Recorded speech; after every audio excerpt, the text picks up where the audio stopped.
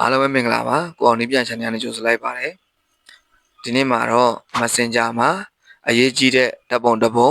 ဒါမှမဟုတ်ဗီဒီယိုတစ်ပုဒ်ကိုပို့ချင်ပေမဲ့တခါတည်းကြည့်လို့ရအောင်တခါကြည့်ပြီးတာနဲ့ပြတ်သွားအောင်ဘယ်လိုလုပ်ရမလဲဆိုတဲ့နည်းလေးကို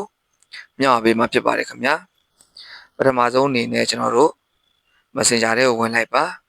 ပြီးရင်ကျွန်တော်တို့ Messenger ထဲမှာပို့ချင်တဲ့တငယ်ချင်းကိုရွေးလိုက်ပါခင်ဗျာโอเคပြီးလို့ရှိရင်ကျွန်တော်တို့ဓာတ်ပုံထပ်ရွေးလိုက်မယ်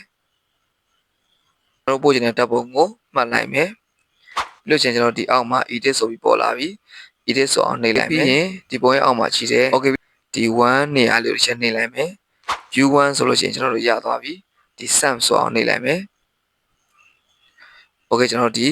ကိုအောင်ဆိုတဲ့အကောင့်ထဲနဲ့ကျွန်တော်တို့ပြန်ကြည့်ကြည့်မယ်โอเคကျွန်တော်တို့ပို့ထားတဲ့စာလေးကိုတစ်ချက်ကြည့်ကြည့်မယ်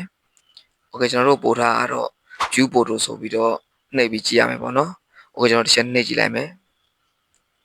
โอเคနှိပ်ကြည့်တဲ့အခါမှာကျွန်တော်တို့ပို့ထားတဲ့ပုံလေးပေါ့နော်โอเคဒီခေါင်းလေးကျွန်တော်တို့ screenshot ရိုက်ကြည့်မယ်